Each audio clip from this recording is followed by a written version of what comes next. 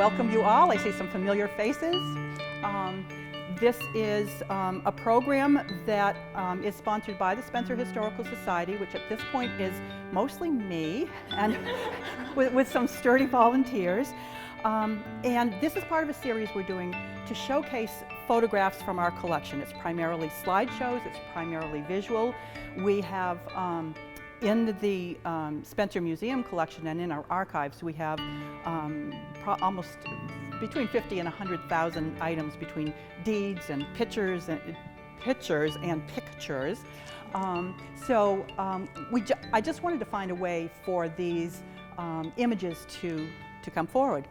The reason for celebrations and parades as a theme is that we are also in Spencer planning on an art street party on August 24th. It's a Saturday. It's going to close down parts of Mechanic Street and Wall Street, and we're going to be having a number of events. There's a lot of advertising now that's happening. You can see it on social media. I think the Spencer New Leader just did a story today.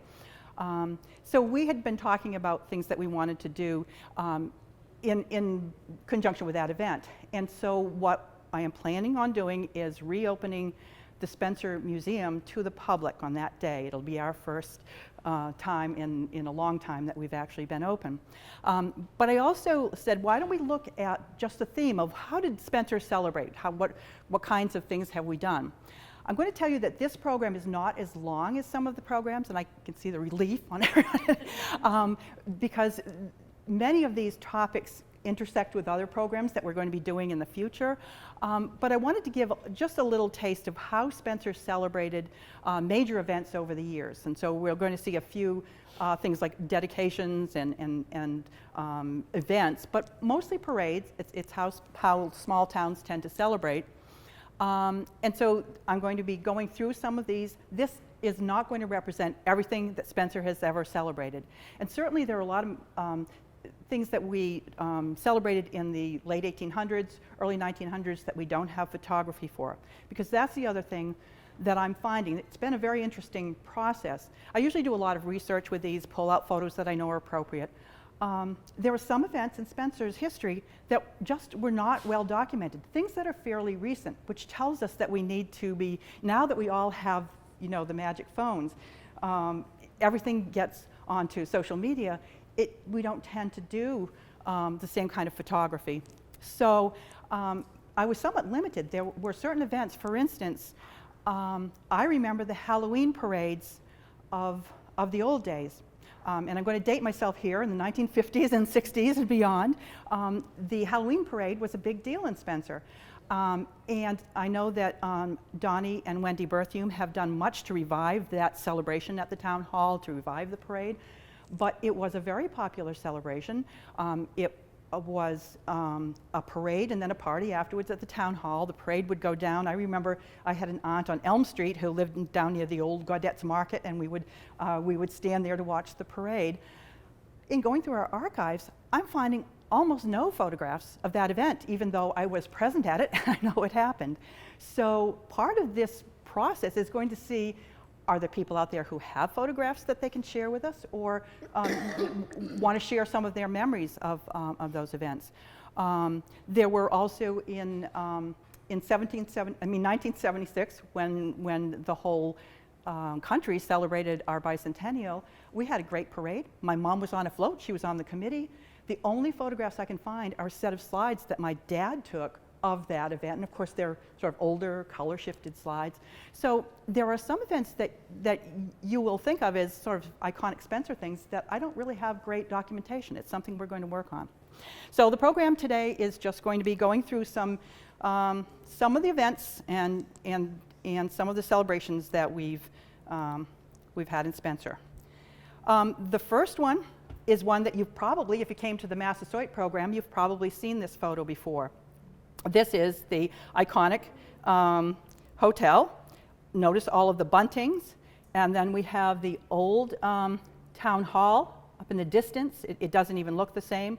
We have all of the boot factory, the Isaac Prouty boot factory is here. Notice how many trees there were downtown at this point. This was right in front of the hotel, and it was the August 24th, 1901 muster day. It was considered at the time one of the largest firemen's musters that we'd had in this region. There were 43 towns that were represented in this event, and you can see here, this was on muster day. Everyone in town decorated with some sort of bunting. You can see them all along. This is Mechanic Street. If you walk up towards here, this is where now the Shoppers Village is. This was the original boot factory. But look at Mechanic Street, how packed it is with folks.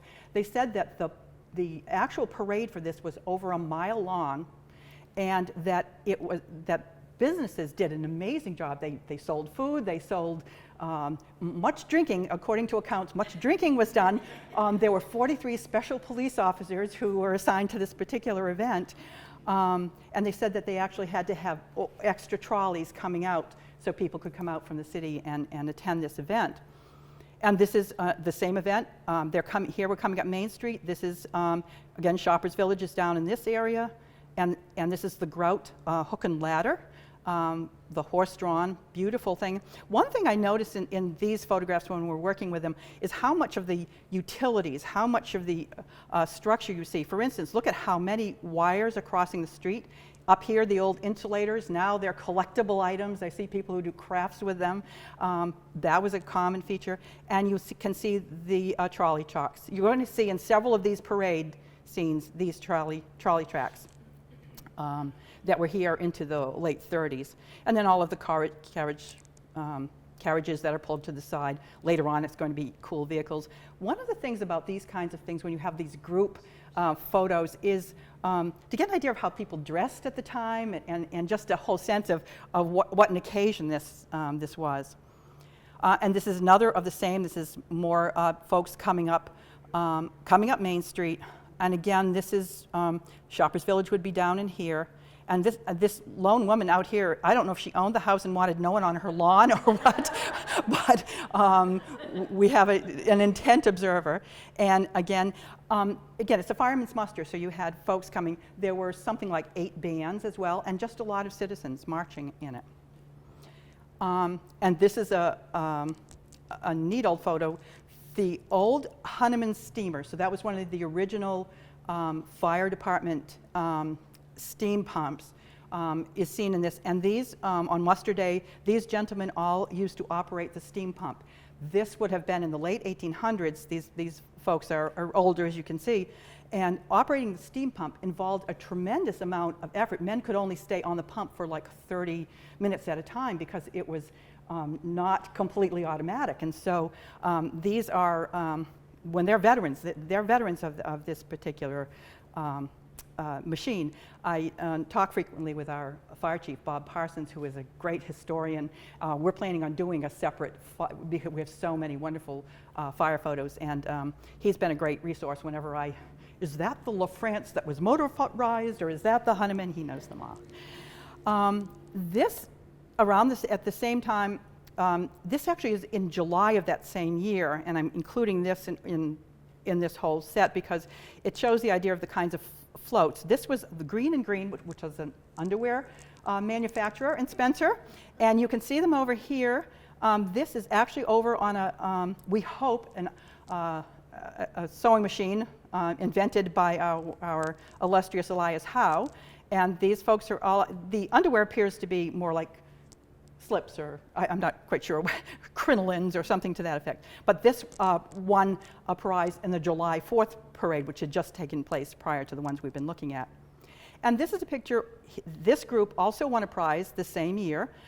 It's Chip Fox, his name was. He lived in North Spencer.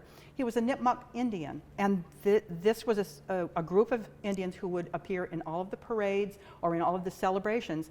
And it was separate from another organization we'll see more of called the Red Men. These were actually Nipmuc Indians who were riding in their regalia and riding these beautiful horses. They were a very popular program.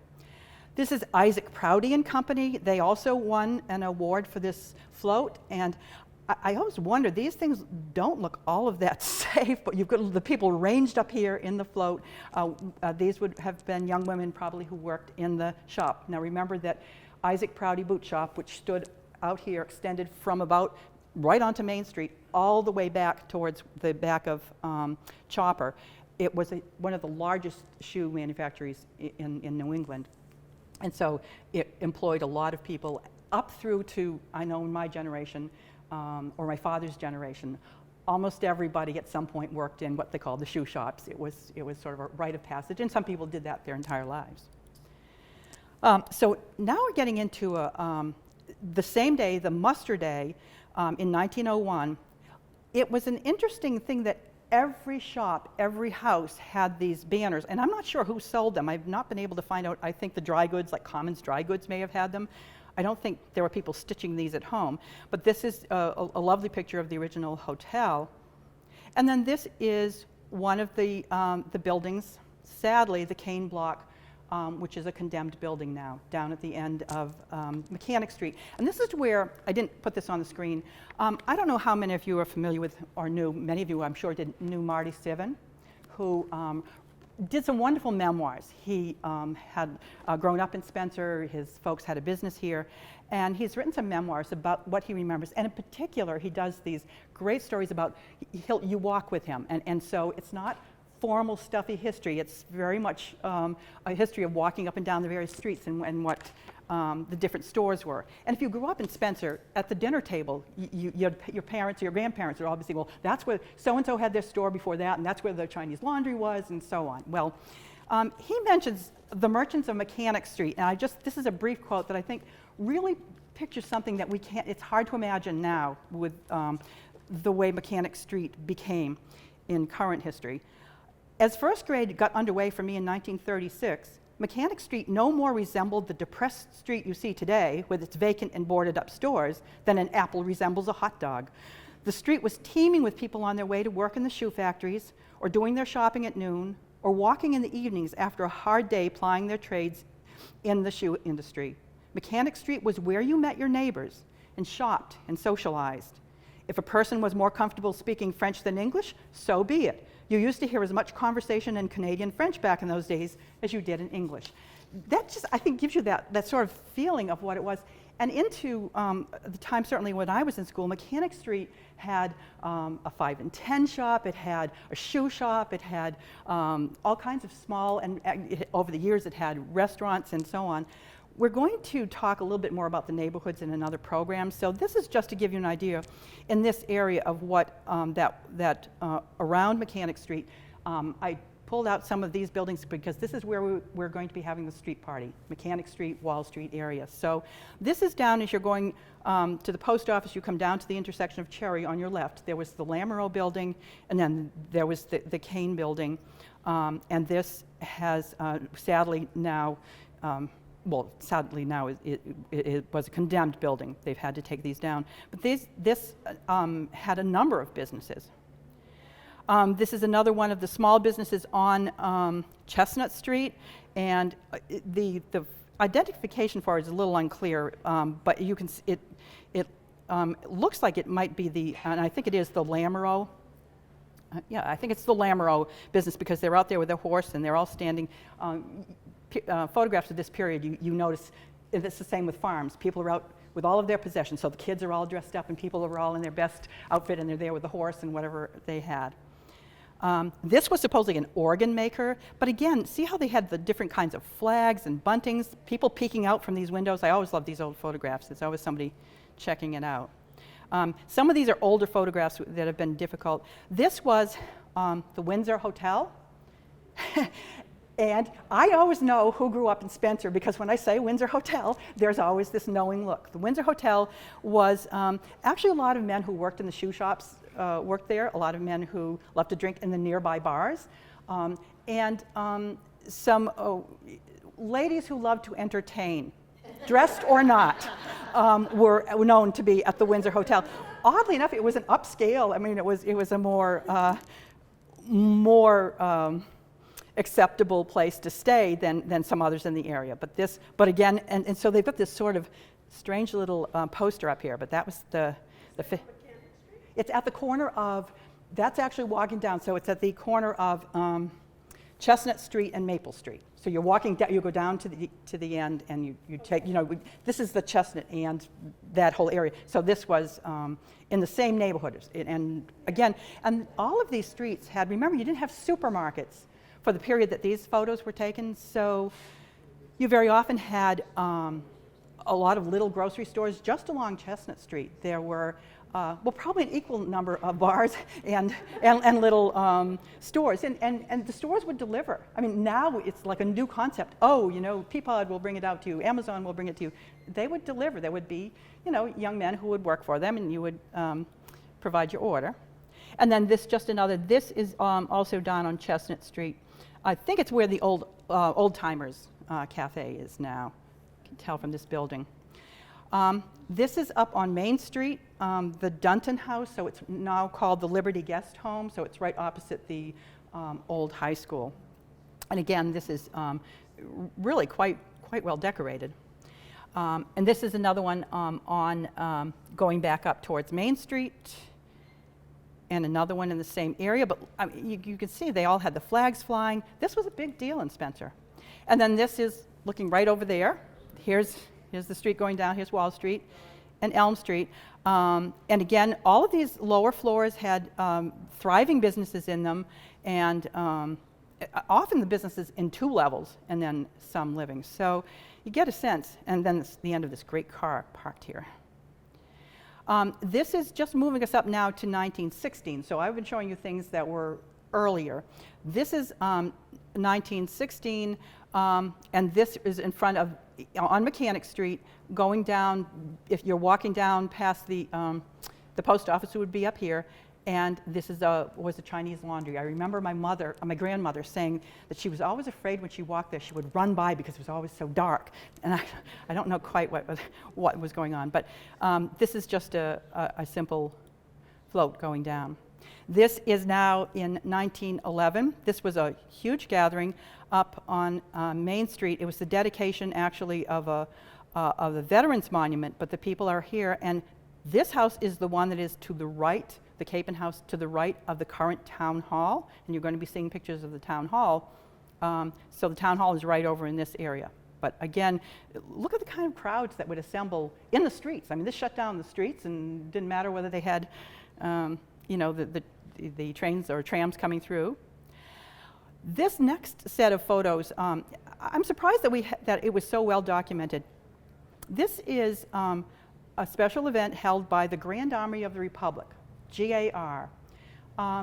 This was, in many towns across America, a very vital organization in local towns. Ours was called the Stearns Post. They were usually named after some local soldier who had fallen in the Civil War. So these were Civil War veterans.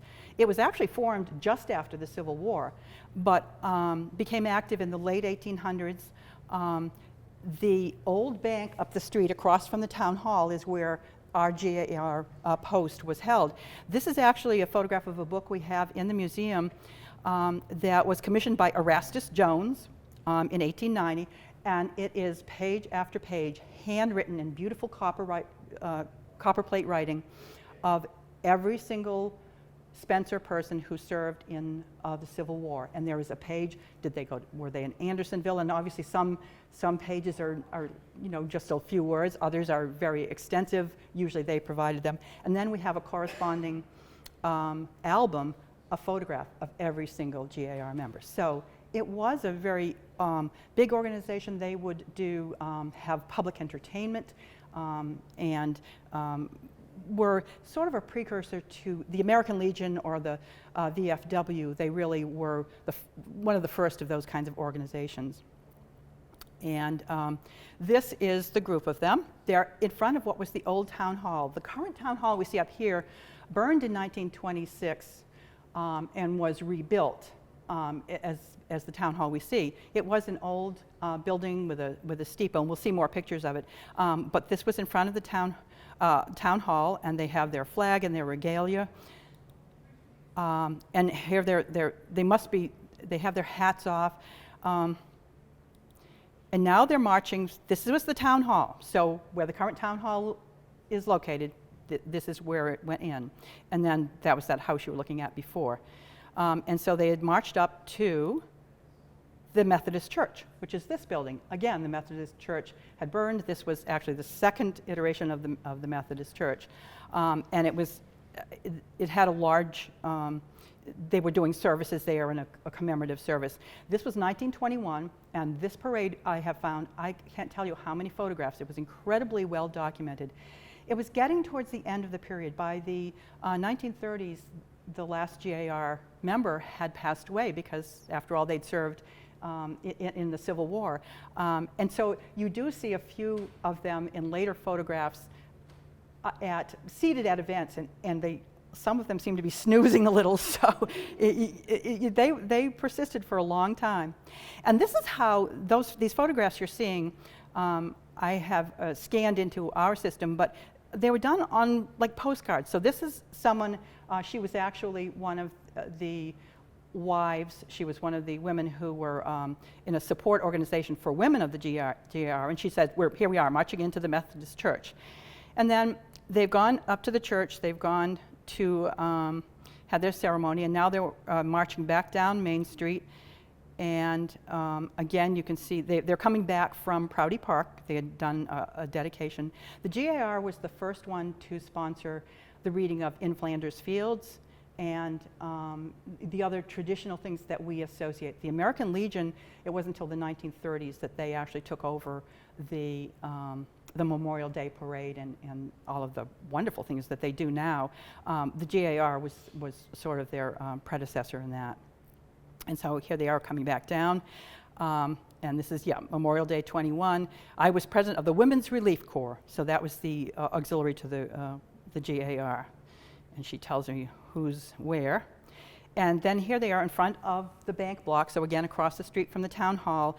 Upstairs is where they had their meeting rooms, and they're all standing at attention here. And then this is, here they are actually, I believe this is the Prouty Park gathering, where they're all together. And I just love the writing on the back of one of these photos says, I and others, school children that took part in the exercises, and some didn't, and the band and our auxiliary members had a fine lunch. Our members brought homemade food, and it was sandwiches and homemade bread and different kinds of filling and cookies and cake. Had an abundance. Everyone all had all they desired. We had such jolly times. The elderly soldiers of the GAR were witty and pleasant. Those were the days. And then she goes on. I just love when you get that first-hand view of this is how they responded to it. And this is, again, this is back in, now we're moving up to 1916. This is the Red Men's Float. This is the first of some slides you'll see. Red Men's was one of the several organizations that were, had lodgings, or not lodgings, had halls or meeting places in town in various buildings. This is, again, going down, again, by the Chinese Laundry. This is probably the next biggest event that Spencer had as a military parade. This is the Welcome Back parade and festivities for the World War I veterans. So these are veterans of World War I. There were about 200 that marched in this parade. Here they are. Here's the old town hall. Here's that old building you see next to it to give you a guidance. And these men came back. We lost 13 men in World War I. And if you've been to any kind of programs up at the Lothrop Prouty Park, the one that's up near the school, you'll know that there are 13 trees there. There were 13 trees planted in their honor just after this war. Because they had to widen Main Street, the original trees had to be taken down, but then were replanted. And so in recent times, when the Exchange Club got a grant and a number of people worked really hard to sort of bring back that park, those 13 trees were spared the woodman's axe. They are still there. So, but that came out of the respect for the World War I soldiers. Here they are in front of what is the Kingsley is now, it's now a dry cleaners down here on Main Street. Kingsley was one of the first ambulance companies. He was the ambulance company. But here again, they're going down Main Street in formation. Quite a crew. This in the same parade. This is and behind him is behind Jack Norton is the Worcester brass band. They came out to play. There were several bands that played. Jack Norton was our chief of police, and if you grow up in Spencer over a period of time, Dutchie Meloche was the police chief in my time. They were very often very powerful and well-known figures in town. So Jack was leading this off in this parade.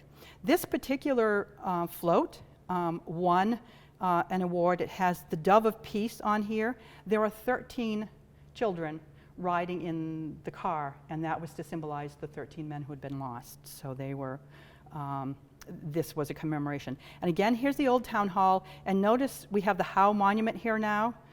If you go by West Main Street School, you see this. When they rebuilt the current town hall, they changed the configuration of how you enter it, and so this monument was moved to that area. This was a group of men, it's described in the photo, same parade, as veterans, and they're wearing, several of them can be seen wearing feathers in their hats.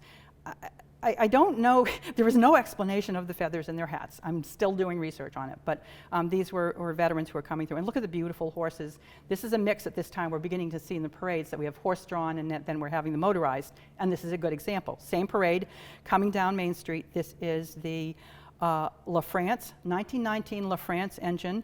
I verified with Bob Parsons that this was, in fact, the first motorized a fire truck, motorized LaFrance, and then we have a group of people accompanying it on the parade. And this is the teaser photo I used for advertising this. I just think if you don't know Spencer history, then this building is going to confuse you. It doesn't look like the current town hall. This monument isn't where you think it is. These women were actually Red Cross. Several of them, if you look closely, are wearing Red Cross insignia. Women played a role in the wars as aides and nurses, some of them in the war itself, most of them as sort of Women's Aid Corps or Red Cross here serving in hospitals and in other things. So they're carrying their flag. It was evidently at this period very popular to carry a large flag or emblem in the parades. And then just some of the floats. This again, I think is the same peace float coming down in another area, same parade. This is Allen, so this would have been the Allen Squire folks. These were real competitions. There were prizes for these floats, and people were very serious about it. So Allen Squire was one of the shoe shops, so they have one here. This is another view of the women carrying their flag.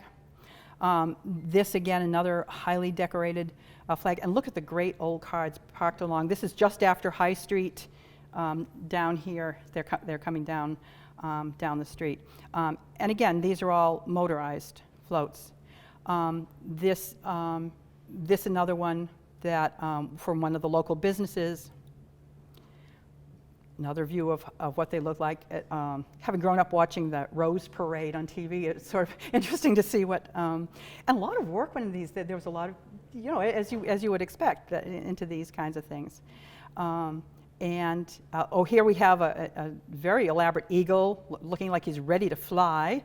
Many of these, and another some sort of goose, duck, eagle, I'm not sure, at the front of it. And notice again, buntings everywhere. Spencer knew how to celebrate. This is actually the Lamoureux family float. So by this period in time, we're talking 1921, the Lamoureux family had established a hardware business and a furniture business, and so this was to promote. Many of these were to promote the businesses that are representative. And this is the actual a float for there were some men that had served in the war. I think they are representing the different branches. And then we have Lady Liberty holding forth. This is the Knights of Pythias. I have always loved this photo. The Knights of Pythias was another one of those organizations like Elks or Redmen or other types of primarily men's organizations. They actually had a beautiful meeting hall over here in the Sugden block in the upper level. There's still some remains of the decorations that they had in there, but it was a beautiful hall. I remember going to Miss Ringard's dance classes up in the second hall, but we never saw that, that particular hall in its glory days. And they were an organization that did they would have a lot of local entertainments. They would put on plays and dinners and that kind of thing. And here they have the amazing hats. The more I read about these organizations, it's fascinating to me that like, what was the psychology? Why was someone drawn to a particular organization? And they very often did some good for the community. They were often, good to know. And this is just another of this in 1919. Everyone, again, has their bunting out. I love this, we sell for cash only. This is a cash store. It's like there is no, no changing what they want. And then Fortier Electric was, this was a prize-winning float as well. This is now, we're going up to 1921, preparations for another parade. This time it's the Campfire Girls, right in front of the old Prouty, with some interesting costuming and a great deal of decoration on this wagon. And this was, again, the Prouty shop. This time we have probably some women who worked in the shop who were getting ready for another parade. And this one it was undated from what I can tell. This was the Prouty shop and a Bolton's drugstore right next door. There's still a building there, but these are folks watching the parade, and we think this is probably, because of the way the awnings are and so on, it's probably, in the 1910 to 20 era. But again, look at the children all out here to watch. This could have been a circus parade. We had a circus come to town, and they would actually have the parade with the elephants, with all of the animals through the center.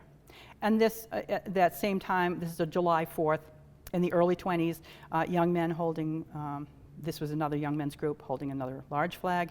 And this is, in that same period, Wickwire Spencer Steel Corporation. As you know, the wire mills, we've talked about it before, the wire mills were one of the primary businesses in town. And at this point, it was no longer owned by Richard Sugden, and the name had changed. Wickwire was a separate organization. But again, they were had a paternalistic view about the people who worked for them. They employed a large part of Spencer at that point. And they had a baseball team. I have pictures of my uncle who was on that team.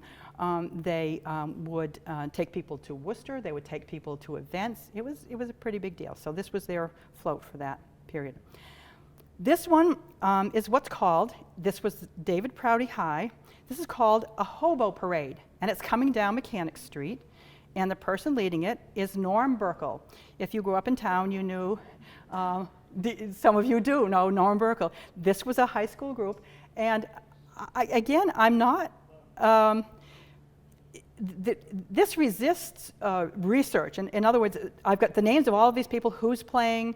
I actually know that they're the forebears of some of my friends from high school, but it lists everyone who was playing, what instrument they're playing, and what was going on here. But this was a hobo parade, and we have, to my knowledge, that's not an institution in Spencer. That was just, for a period, that was a popular thing. And this is the matchless baseball team. Spencer had some great sports history, and the matchless team was a privately paid team, highly successful. Baseball was popular. This is in the 1930s. Again, you can see the trolley tracks here, and this is looking down Mechanic Street, and then the hill up beyond it. But they're coming down the street, and it looks like the kids are following them.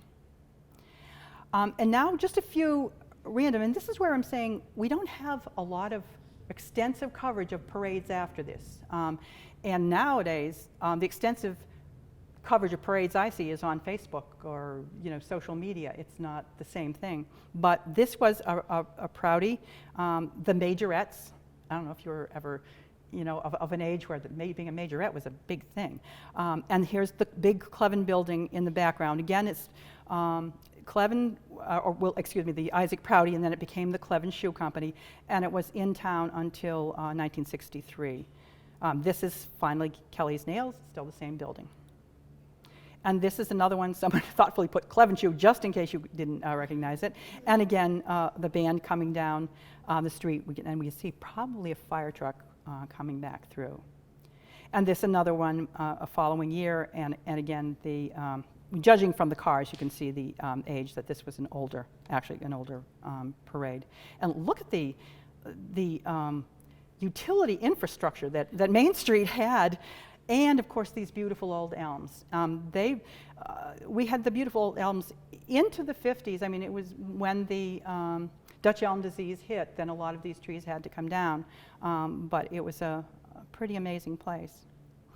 This is the Women's Aid Corps. This is the GAR, so we were talking about the Civil War veterans. These were the women's version of this. They remained an active organization into the 1937, and this is just to show you there were other events going on. This is laying wreaths at the graves. It probably would have been Memorial Day. This is 1932. You drive by this probably very frequently and don't know it. This is the anniversary of George Washington's birthday, and this is the dedication of the plaque right in front of the old Prouty. You go by it, it's still there, it's built into that wall. And again, we have some sort of program going on, but again, I love just watching how people are dressed, and like she's really happy about it, and I don't know what's going on. This is the dedication of Howe Park, about 1935. One of the Howe descendants donated that part of the Howe land to be the Spencer State Forest. And in 1935, that was a time during the Depression that the Conservation Corps, the CCC, so the Civil Conservation Corps was coming out and doing projects, and they came in and built roads and the sluiceway and other structures in Howe Park. So this was the dedication, somebody up here giving a speech, everybody else gathered, and then the younger students gathered around. But that, just to say that, we had, Spencer always had an occasion, and people turned out for them. This is to jump up in time to give the same sort of spirit. This is another dedication.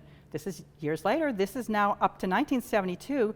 This is the dedication of the Vietnam War monument down at the Spencer Schoolhouse.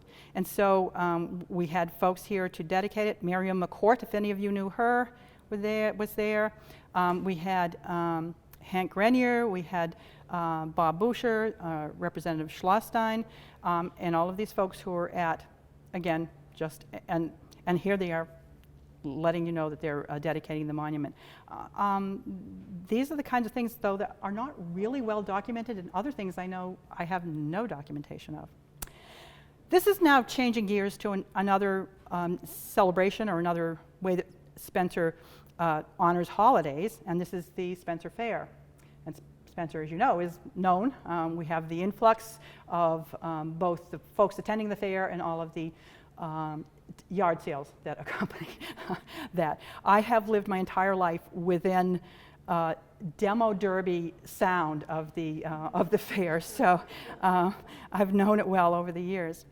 The Spencer Fair started with the Spencer Agricultural Association. It was a group of wealthy, some of the gentleman farmers were involved with this. Nathaniel Myrick was one of the gentlemen who actually gave money. Interestingly, the same year, so 1888, Richard Sugden donated money for the library, David Prouty for the school, Luther Hill for the park. He donated money and some sort of real estate to get the fairgrounds going. So it was named, he has this, originally this was supposed to have been granite, and I guess they thought better of it, so it's a wooden statue. This would have been on Smithville Crossroad. It would have been in a different place from where the main gate is now, and it's Nathaniel Myrick Park. So this is an early view of that. This is a view from, taken from Smithville, up on one of the hills on Smithville Road, and looking back down across at the Spencer Fairgrounds. At this point, it was decided in about 1880 or so that there had been a private group of farmers who had been doing different kinds of sort of a Spencer Fair. They'd been having displays and dinners in town. So, for instance, at the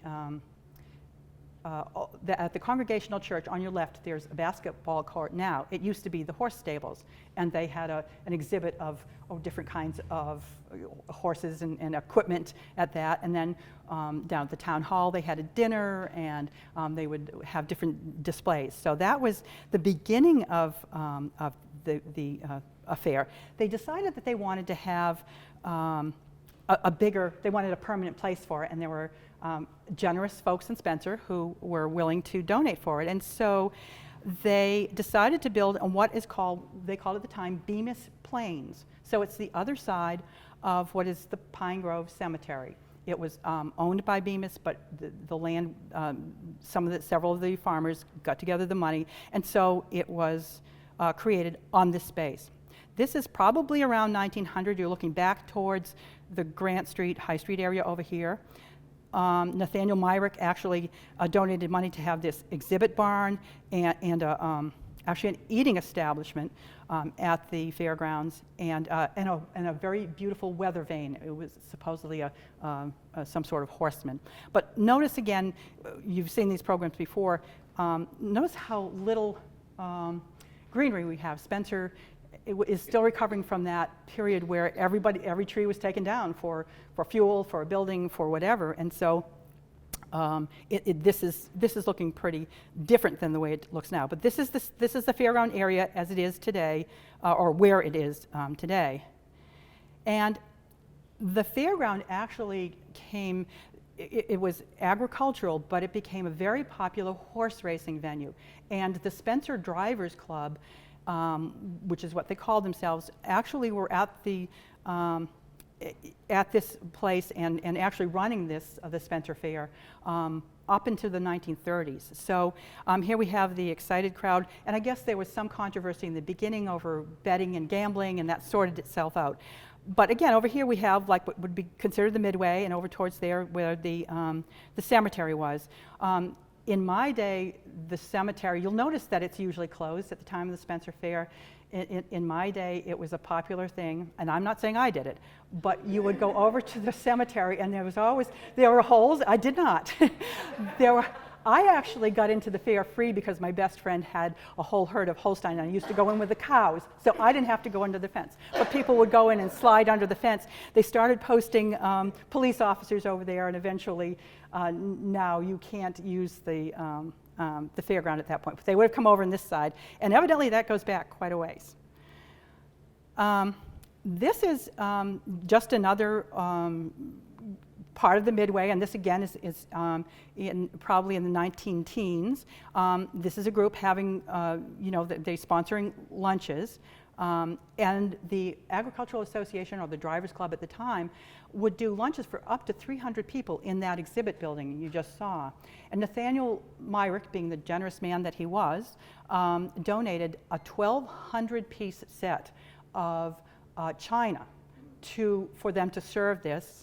And guess what? Upstairs in here, we have part of that set that has managed to survive all of these years. I do not have 1,200 pieces. I don't know where I would put 1,200 pieces, but this is only part of a set. And we had owned some, and I've displayed them from time to time.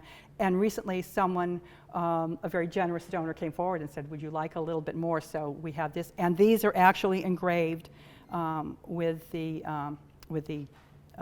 Myrick Park logo. But again, can you imagine that these were really serious suppers, and they had their china, and it was quite a going concern. And this would have been the Midway area. We can see again just a few houses and trees in the background, and they're people are looking like they're enjoying themselves the way you always do at the Spencer Fair. Unfortunately, the Spencer Fair went into hard times. It was not well attended, and then during the Depression, the Drivers Club was unable to continue it. They weren't getting the revenues, and so it became, and this is an ongoing discussion, it became basically operated by the town and then leased to the Spencer Agricultural Association with the understanding that they would always have the Spencer Fair. And there's been, when you follow the history of it, there's a lot of going back and forth. This is something that the town wanted to charge a fairly hefty lease, and they said we can't do the Spencer Fair and pay this. So it's been a thing that's gone back and forth, and I'm sure some of you remember some of this discussion. This brings us up into 1960. The 1960s, and oddly enough, as I told you, there are certain things that I find very hard to get a photo documentation. I can get all kinds of clippings and stories, but this is sulky racing or harness racing. That was a very popular thing at the fair, and again, it's set up to do this. They've got the loudspeakers, and again, people gathered around. That was a very popular thing in the fair, and this is a picture now moving up to the 1988, which was the centennial of the Spencer Fair. Still had the sulky racing. I can remember if you went over to this Pine Grove Cemetery and were just walking over in that area, you would very often see the harness racing during the week. They would very often be out practicing on the track. So that persisted, and there were some families in Spencer that were very much involved with this. There were horse barns there. It was a very popular part of it. So this now we're moving up into the, as I said, 1988. It's the centennial. This is what I thought that other gate was much fancier, but this is what we have for the Spencer Fairgrounds. And this is, and no, the picture isn't in here wrong. This was someone was taking it from the other side, but this was the anniversary, and just some photos of this time. This is what the Spencer Fair is about. It really started as an agricultural fair, and I believe that one of the draws to this day remains the pulling activities, the displays, the kinds of things that still associate it with it being an agricultural fair. So this was a great photo of what was going on. But of course, the fair is also, and this is again in this period, it's also a place where you go and you know, buy your souvenirs and have fun at the fair. And this, again, I grew up in earshot my entire life of the Demo Derby. It's probably one of the most popular programs of that. I am terrified of it. And I know the firemen are there and everyone else, but it's been an incredibly popular and continues to this day to be a huge draw, in addition to all the other obvious programs for the fair. So this would have been, you know, older cars. And just an overall view of what it looked like.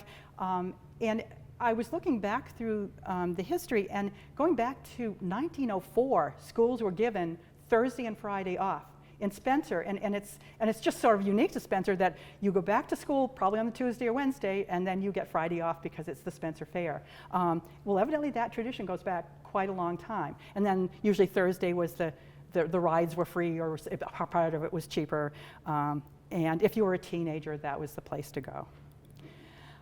And this is the part, this is going up now into current times. This is what the Spencer Fair still does so well, that people are still bringing, where they have the competitions for vegetables, for animals, giant pumpkins. How can you not go to the Spencer Fair and see the giant pumpkins? That a huge draw for people. And then the cows. I grew up kind of a farm kid, so I always loved to go and stroll through the, looking at the back ends of cows, basically. But it's amazing that still is going on, where Spencer is losing so much of its agricultural and rural heritage, and this is a way that it's still kept going. And then these beautiful animals that are hens and rabbits and ducks and all kinds of animals. And then, of course, you want to go also to the fair for health food. You really want to get your vitamins and your minerals. And there was a pause, like you were going, what? That was one of the great draws. That you could be really good the rest of the year, but you go to the Spencer Fair to eat your bad food. You don't go there for the salad. Well, not that you can't get it, not that the Spencer Fair doesn't do a good job of that. And this, to me, is one of the iconic things. If you were a teenager in Spencer, this is where you wanted to be, you know, down there. The lights are all going. You're eating all of the bad food. This was the way to be. And I could actually go on the Ferris wheel and see my own house from it. I always thought it was the coolest thing ever. But that's part of the legacy. And this, and if you who have gone to David Prouty, I bet there are a number of you who have worked in this booth. I remember doing it myself. And it has a loyal following. Hamburgers, hot dogs, basics. But the year I was doing it, my best friend and I decided to branch out. We'd make more money for the class, so we made popsicles in Hoodsie cups. So it's basically Kool-Aid in Hoodsie cups. I had a great aunt who had a huge freezer, and we froze these things and kept going back and forth to sell them. So that may have been the class of 1968, the only year where we had frozen pops that we made ourselves. And then the rides, obviously, the big attraction. Gillette Shows has been doing Spencer Fair for a long time. If you grew up in Spencer at that time, there was always this sort of hesitation about the people who were coming in to set up. I remember my grandmother incorrectly describing that the gypsies were coming to town, but there was just some caution about the Spencer Fair and putting it up. And of course, why can you not have also these cool games that were present in the Midway? And the racing pigs. So obviously there are lots of pictures. I'm just trying to give a flavor. You know, we've seen a lot of those old photos. Now we're looking at this. And this was a great, just an iconic, you know, the Spencer Fair at night. Next set of photos, which we have quite a few of, is for the Spencer Bicentennial in 1953. And so this is a picture, and I bet a lot of you have them out there, multiple copies of these, the booklet. It was a really well done item, and this is a photographed it with a button that was made at the time, so that back then you could buy buttons. T-shirts hadn't been a thing yet, but buttons were. And this is the committee. If you grew up in Spencer, you know some of these: Roland Aucoin, and Eugene Grenier, Emery de Longchamp, Richardson Prouty, Raymond Parks, Leo Aucoin, and Phil Quinn over here. Senator Quinn's on the right. Yes, right here. Glasses. Yep, right here. And he is presenting. It says that the members of the Bicentennial Committee and selectmen visited the State House and personally presented the governor with an invitation to attend. It looks like they're ganging up on him, and he had no choice. I remember, again, growing up there, we used to have a lemonade stand at one year down by the corner where you turned in, and I remember Governor Peabody. Wasn't Furcolo. One of the governors stopped at our lemonade stand. He was visiting the Spencer Fair because it was a thing to do. And this kind of thing probably we don't do so much anymore. This was the Bicentennial Ball. It was held in July 24th, 53. This is the main hall at the town hall. And this is everyone all dressed up in the Grand March with a great band. And a great time, I understand, was had by all. This is down at O'Gara Park. So you're looking back up towards town from O'Gara Park. This was where the number of the number of the speeches and different presentations were made. And I think down here we've got somebody, looks like she's singing, and they're getting ready to do, and the loudspeakers set up. And this is in front of the Hotel Massasoit, another group of local folks who were important in town. This is William Heffernan, who ran the Spencer New Leader and the Heffernan Press, one of the great names, and then a number of other folks. Again, our archives, we have all of the names of folks and when they were. Ooh, and I know something that I'm just going to go back, because I just realized I have a picture of something I didn't think I did. See that tree right there? Part of this I wanted to talk about Christmas celebrations. How did Spencer? Well, there aren't pictures of this. This tree grew to, right at the corner of Pleasant and Main, grew to some size. And when I came here as director in 1990, they were reviving a tradition of lighting that tree. And we did this sort of a hunt, discovered that the wiring goes all the way out to the Sugden block, and there was one set of switches in the suction block that turned on the lights in that tree. So this is happenstance. I was looking everywhere for a picture of that, and here it is. But I digress. And this was post 138. This is our local folks. This is the parade, the Bicentennial Parade. Again, you've seen a couple of the other really big parades. They drew people from all around. This was another one, the 1953. This is the International Order of Red Men. This is their float going down just past High Street down on Main. And there was the Order of Pocahontas, which were the women. All of these men's organizations, like the Knights of Pythias and all the rest, usually had a group of the women who were usually their wives and were in the same group. This is another one. This is 1953. Notice it says, more red men, less reds. This was, during a period when we were very concerned about what was happening with Russia. So, and then freedom. And again, this is, and I show this. I understand all of the discussions about appropriateness. The Red Men was a social order, and they had, and did a lot of programming. It was quite the thing. And this is also upstairs. This is Leo Bassett, who was in the Red Men. His family donated this headdress. This headdress has marched in many a parade, including the Halloween ones. They would come after you and run after you with a hatchet, and probably very inappropriate in these days, but it was exciting. And again, this is just another example of why we treasure these, having these kinds of things. They're a direct connection with what the past is.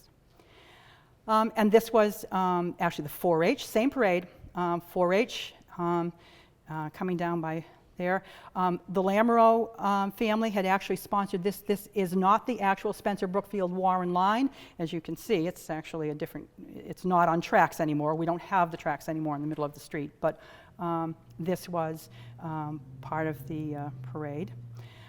This, if you go up in Spencer, there were 2 Catholic churches and a Congregational church, and it was very, very different. This was St. Mary's Church, and this is their float, and this is the Rosarians.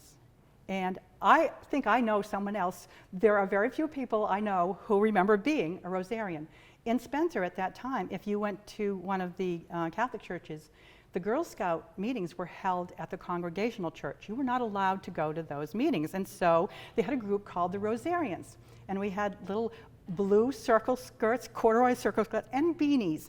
And we made like plaster casts of the praying hands and that kind of thing. But again, this is a snapshot of Spencer at a time that now we find so, in that earlier quote I gave to you from Marty Sivan about you could hear French Canadians spoken down in Mechanic Street all of the time. It was a very different Spencer. And then the Congregational church, they are evidently having a wedding with a very young pastor, and Elias Howe up here with the big head of hair, and evidently sewing away as well. This is Harmony Goodwill Lodge. So this was one of the organizations, the women as part of the organization that was in Spencer. It was a men's organization, but they had their own, and so they had a float here as well from the period. And this is, does anyone remember Reddy Kilowatt? Oh, okay. He was the symbol. If you were of school age, generally they would show you some sort of promotional movie at that time about Reddy Kilowatt and about saving energy and about the electric. So he was out here. And here we have a snazzy sailor and his girlfriend in the blazer, I guess. And then this is the district schools. Here we have a classroom going on, and this guy is waving at the back going like, I'm not going to listen to the teacher. And Sibley Farms, and again, we've told the stories. It was an amazing, Spencer had some amazing farms, and growing prime cattle was a real thing, whether it was Ayrshires and other types up at the Sagendorf Altacrest farms or the Jerseys at Sibley Farms. What a lot of us remember is that you would go for field trips to Sibley Farms, and you would get, at the end of the field trip, you would get your free chocolate milk. I tell that story repeatedly, but I just think it was one of the marks of my childhood, and I always loved it. So I have an affection for Sibley. And then East Brookfield sent a float, so home of Connie Mack. And this is Phil Cady. Actually, his family just recently donated a set of these photos. This is the amazing thing. People are still finding things in their attics, or they're going through their materials, and their children don't want them. There's a different maybe sense about the history, and so we have, sitting in this room, in fact, some very generous people who have donated things that are meaningful to the town, and we take very seriously that job that we have to catalog them and inventory them, and I hope in this way to share them so that people get a chance to see them. And that is Howard Hurley, who I believe was the moderator at the time, but he's up on the top. And then this is a VFW. This is an accordion group, Julia Robleski's accordion group. So again, another time that I can't imagine. This is from the Spencer Fair. This is a rodeo that was going on, or advertised for going on at the time. So they've got their wagon and they're happy folks on it. We have a scrapbook that was donated to the library back in 1953. The Bicentennial Committee made 3 scrapbooks. I don't know if one was presented to the State House, one I think to the vault at the Town Hall, and the other to here, and we still have it. This is a page from the notebooks. We are preserving them. We keep them in the right kind of conditions. But this was the hand pump. And remember, I was telling you, this is the 1849 hand pump. We saw the folks earlier at the muster. It was quite a job to do that work. And then, again, some folks in here. And Spencer's Fire Department at the Main Street Station. And then somebody who gave us the notebook said, "See the shine." And actually, if you look closely, this is a very shiny fire truck that is just gleaming. So they were very proud of that. And I actually contacted Bob Parsons. Again, he's my reference for all of these things. This is coming in a later parade. It was not the same parade. Coming up Mechanic Street, but we have, and one of the LaFrance engines probably, and we have the folks coming up, and again, just for another glimpse of Mechanic Street, this is the area where we're going to be having the street party on August 24th. Mary, that was the American LaFrance fire truck. Yes. I remember it. Okay, yeah. There were several, like we had the 1919 one, and he said it was a LaFrance, and did I misspeak? He said that, and this was, I think, 1948 or 49, we're guessing that was taken. This is another photo, again, this was a gift photo that was given to us, probably taken from upstairs in the Sugden, in the Clevens factory, looking down at Main Street towards the parade. And here we have the ABC stores, the First National. That is the first grocery store I ever got lost in. I was very young, but and again, you can see the size of the parade. And these are the dignitaries. Again, this is great. These kinds of photos are great for looking at what people were wearing. They're great for the old cars. Love working with them. And this was, there was a military presence on that same, as part of the 1953 bicentennial. And so this was a presentation, one of the nurses from World War II. And this was a demonstration that was provided. The interesting thing was I went looking for, okay, what did they do after World War II? You saw, we have dozens of pictures of World War I. Evidently, at town meeting in 1946, most of the men were back here by 1946, town meeting, folks wanted to assign a certain amount of money to have another celebration. And Richardson Prouty, who had come back from the Navy, got up and said, "We're just glad to be home with our families. We don't want the town to spend money on a celebration. We're just happy to be home." So hence my looking for some sort of special celebration. We had, I'm sure that the July 4th and the Memorial Day festivities included this. And this is at the end of this run of the 200th. This is Clovis Perrin. I was telling you of all of those little grocery stores, there are no big supermarkets, and you had a local store, and usually expert meat cutters, people they would deliver for you, and so they're proudly displaying the banner. You could charge. Yes, you ran up a tab. All of them, yes. We did it at LaCroix's. Yes, Yes. Oh no, and I've seen the accounts in all the Mays Market. Gravelin had the Gravel had the May Market, but all of those markets along Chester Street. Yeah. Yes. Yeah. They. It was a different life, wasn't it? But it's interesting. The amazing thing was, Mary, if you don't mind me interjecting, No, of course not. is that they had everything you needed in a store that wasn't as big as a CVS today. Exactly. And you could add up a big Y over the price chart where you compare. Yeah, exactly, and you want, well, you did. They didn't feel that you need whatever this thing is here. That you didn't need any more of those. You didn't need 50,000 kinds of cereal. You only needed so many kinds of cereal. I remember if you walked into Morty White's when the Morton store was right on the corner. My mother bought. I'm the oldest of 6. Bought all of our jeans there. She would go to the front of the store, tell Morty what size and what kind of jeans she needed. He would just go back and grab them from the shelves. That was a. Downstairs. Or downstairs. Yes. I worked for him for like 4 years in high school. Okay. He could find anything. Yes. You come in, you ask Yeah. for it. If he had it, he knew where to get it. Exactly. Exactly. No Walmart. Yeah, and that's in another program I'm going to do in talking about the neighborhoods. That was just so vital to the neighborhoods to have that, and it was it's just something that we don't have anymore.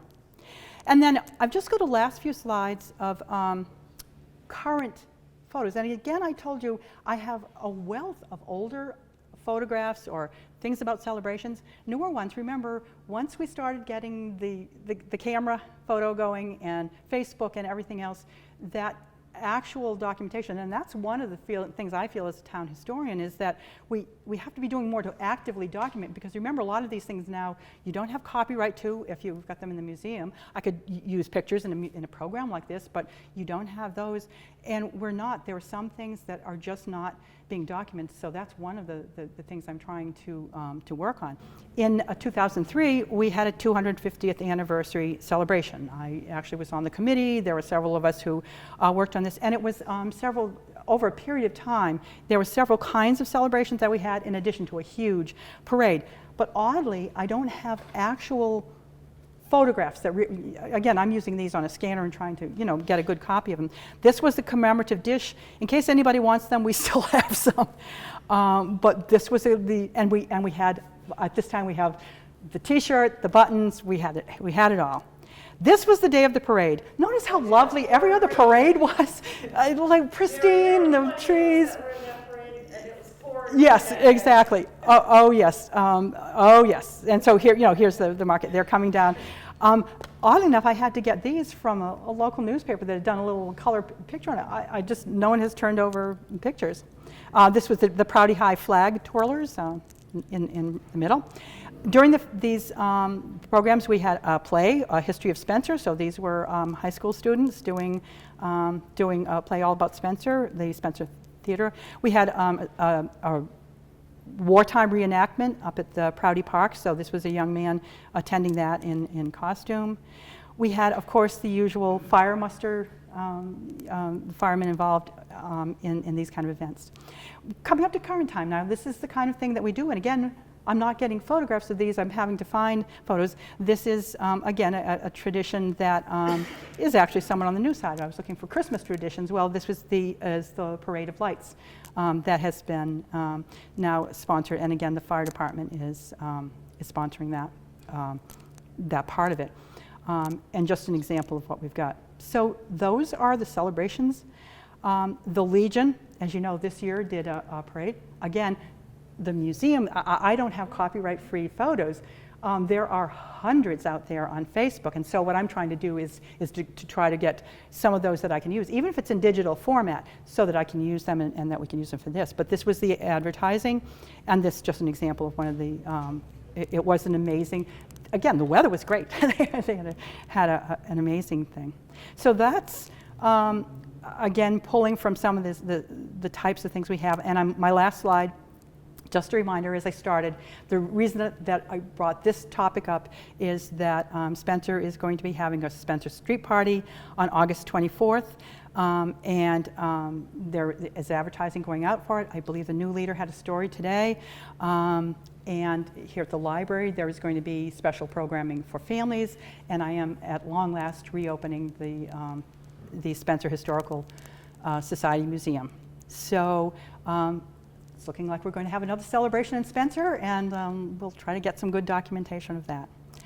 That's it for now. Does anybody have any questions? I appreciate that some of you add to this. The next program I'm going to be doing in this series is going to be in October, and it's called School Days.